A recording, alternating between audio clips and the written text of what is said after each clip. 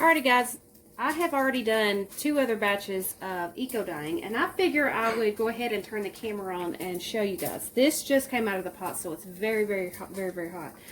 And so what I'm going to do is I'm going to go ahead and unwind this. It has been sitting in a whole pot of water and a cup of vinegar, and I had pressed them earlier, and so I'm going to show you what this looks like.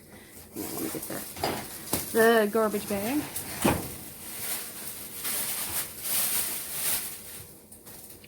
So the first one comes up, and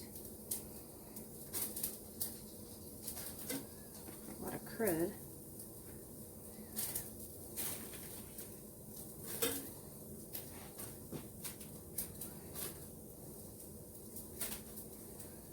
I'm going to try not to rip these papers because every time I seem to rip the papers.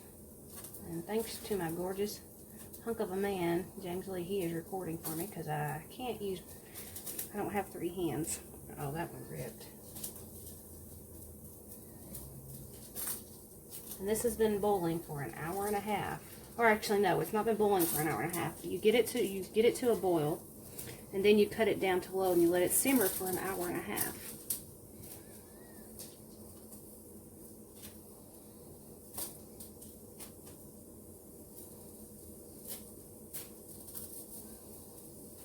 And these are just plants and things in and around my neighborhood. And when you go to rinse these, you want to rinse these in a light, very, very lightly running cold water.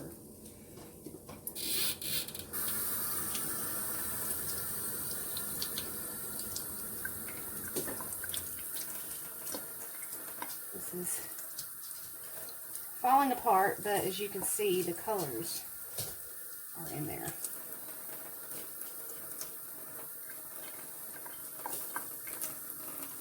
That one's probably going to get put into my scrap pile.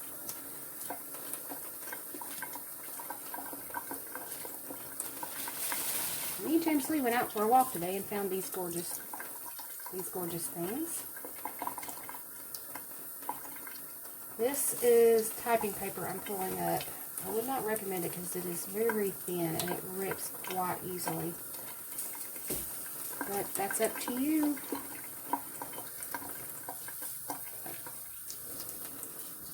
And that ripped again. But you can tell we have a Cooper dog in here wanting to mess with us. Oop. Yep. Well, that was a pretty one. Y'all are seeing my goof ups here and now.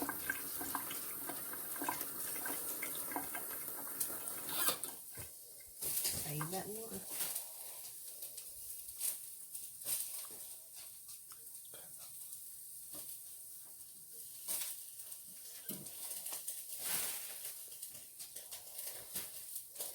Alright, this is a piece of watercolor paper. And look how easily that came off. Look how pretty that is. And this is just that 110 Canson watercolor paper that you can get at Walmart.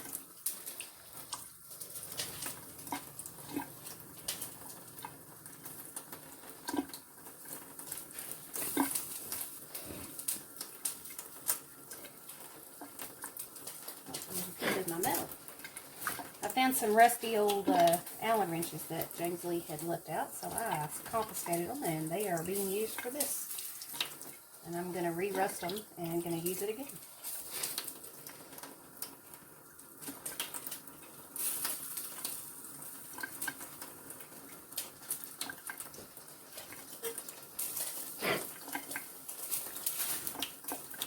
Oh wow, I hope that doesn't rip.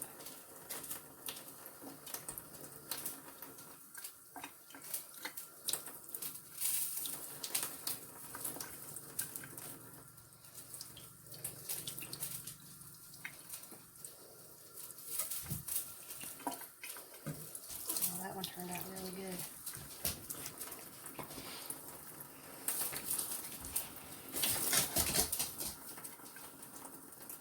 Yeah. Yeah. Alright, I'm going to pause for just a minute while I get some more of these undone. And when we get to the end, and I'll show you. Alrighty guys, sorry about the pause. I was having a lot of trouble with the papers ripping. So, this is my final outcome to the third round of eco dyeing. Very, very different. As you can tell, that all that paper that you've seen me struggling with, yeah, it broke. So, here is the finished product. They're not dry, they're just sitting on a towel in my kitchen floor. It's the largest space I have to dry, and I can't wait.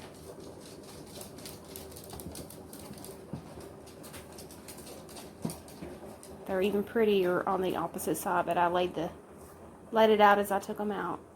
So there you go, ladies. That is the process of eco dyeing. Just remember, you need a pot that you don't care to cook in. Anymore. You need a pot of water, a cup of white vinegar, some either rocks or heavy things to weight down the paper, and something to sit up at the bottom of your pot to keep the papers from laying flat in your pan or pot. And get it to a boil, and then let it